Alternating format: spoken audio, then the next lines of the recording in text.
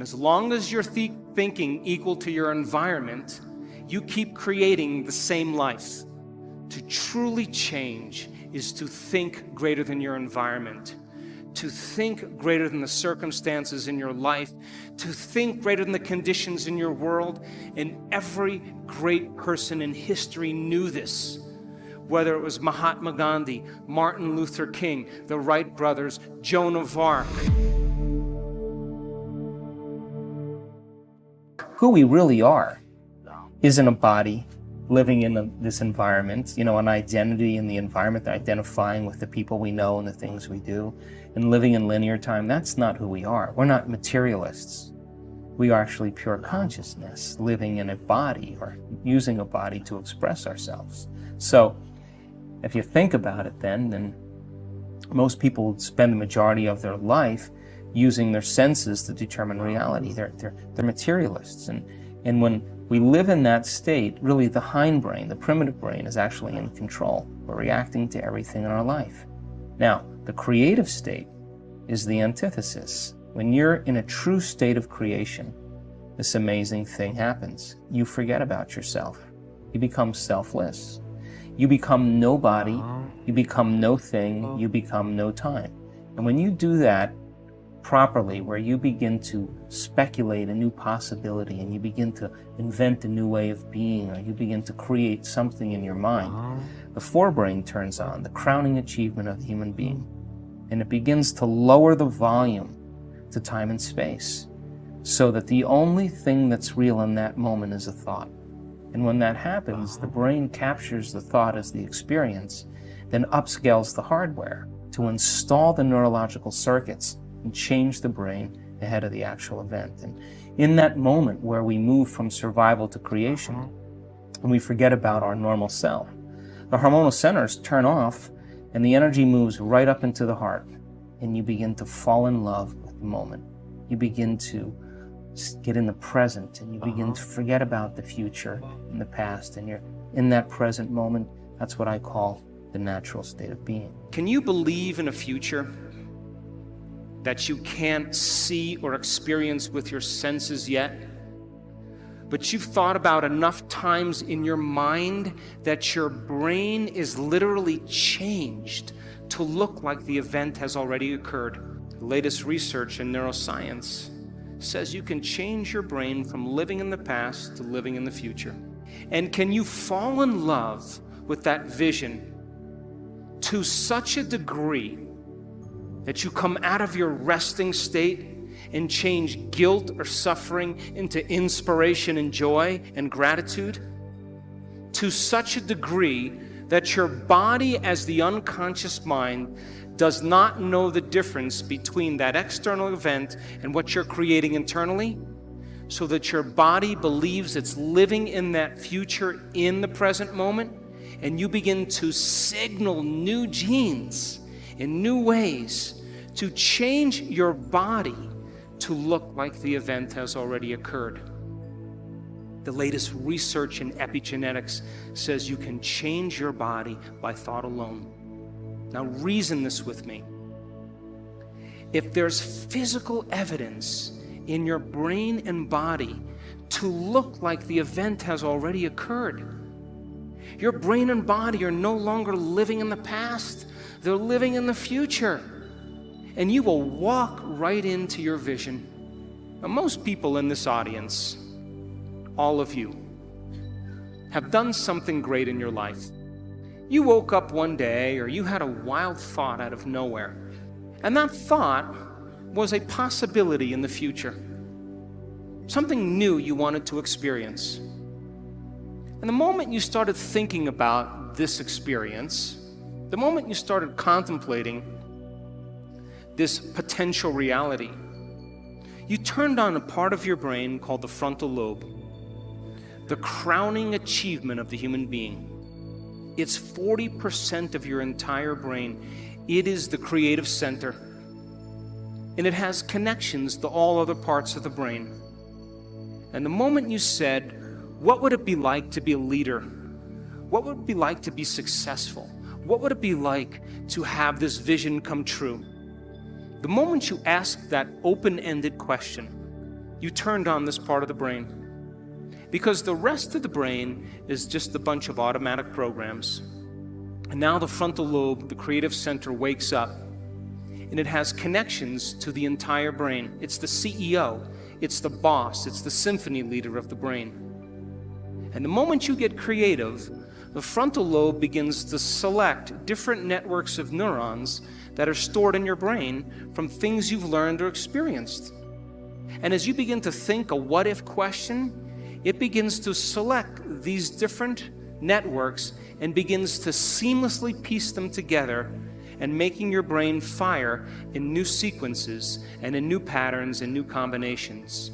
And whenever you make your brain work differently, you're changing your mind. Because mind is the brain in action. Mind is the brain at work. And the moment those neurons fire in tandem, you get a picture in your mind, a hologram, a vision, an abstraction.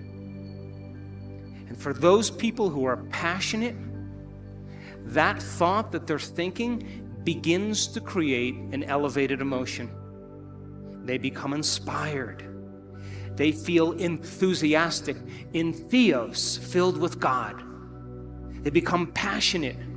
They started to open their hearts. And all of a sudden, they're combining a clear intention with an elevated emotion. And it's the combination of a clear intention and an elevated emotion in our research over and over again that proves then the person now is changing fundamentally, changing biologically, changing internally. And their brain and body are moving from living in the past into living in the future. When you do that, when you had that moment, you came out of your resting state.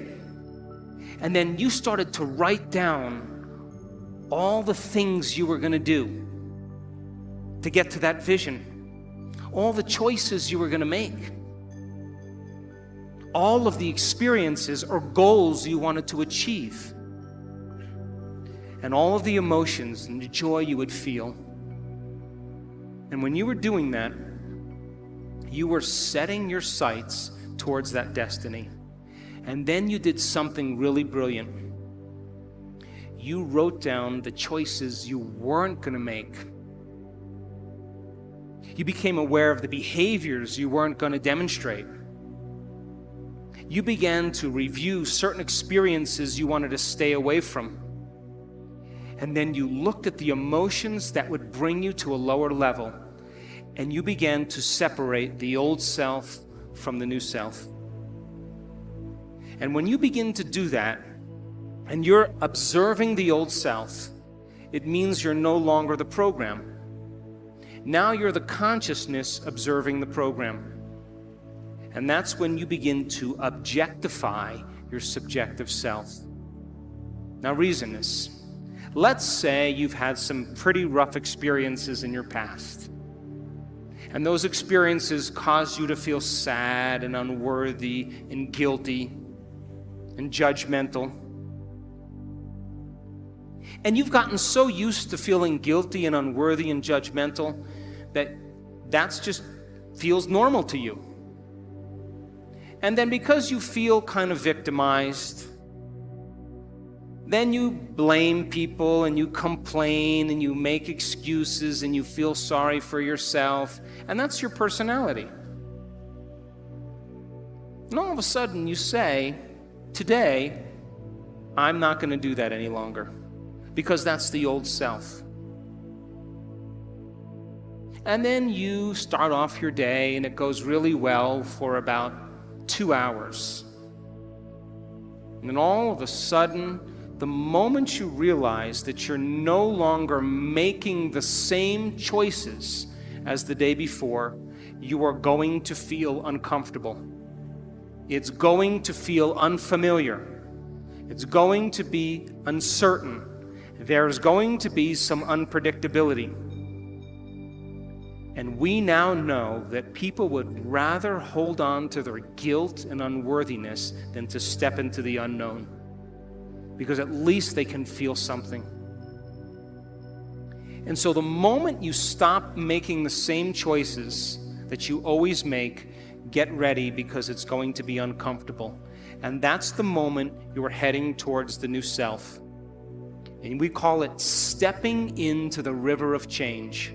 Well, it's kind of interesting because in order for us to have some type of change in our bodies, change something in our environment, or move into a new line of time, we have to forget about our present body, our present environment, and our little, concept of time.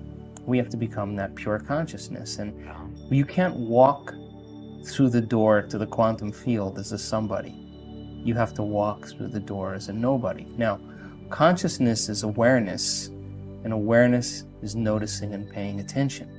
And that invisible field of intelligence, albeit spirit, the quantum field, the universal mind, whatever you want to call it, is both personal and universal.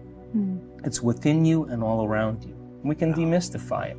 It's that same intelligence that's keeping your heart beating right now. 8 liters of blood per minute. 400 liters of blood per hour, 100,000 times in one day through 100,000 miles, 100,000 kilometers of blood vessels. Nobody's paying attention that something's giving us life, that we make 10 million cells every second because we lose 10 million cells every second. That in one cell of your body, it goes through the order of 100,000 chemical reactions per second. Now multiply that by the 70 trillion or 100 trillion cells that make up your body.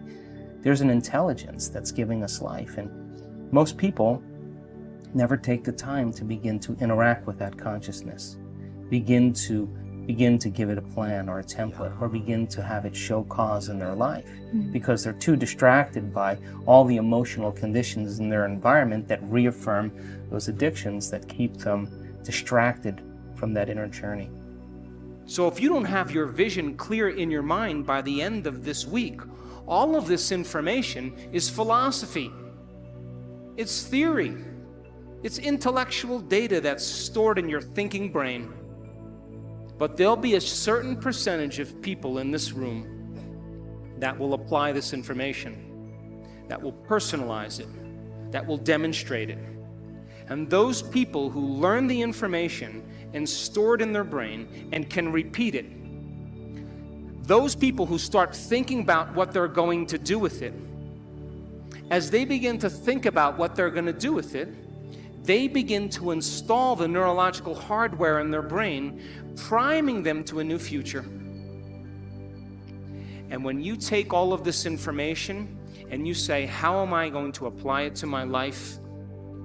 And you get your behaviors to match your intentions, you get your actions equal to your thoughts, you've listened to great leaders, you've gotten specific information about success, you understand what it is, what emotional intelligence is, and how it is to change a culture, and you start applying it to your life, if you're able to do it, you are going to have a new experience. And that new experience is going to enrich the circuits in your brain, because that's what experience does. And then you're going to feel like a leader. You are going to feel successful. You are going to feel clear. And the moment you feel that feeling, now you are teaching your body chemically to understand what your mind has intellectually understood. We could say that knowledge is for the mind and experience is for the body. And in that moment, you are embodying leadership. You are embodying success. You are embodying clarity. Why?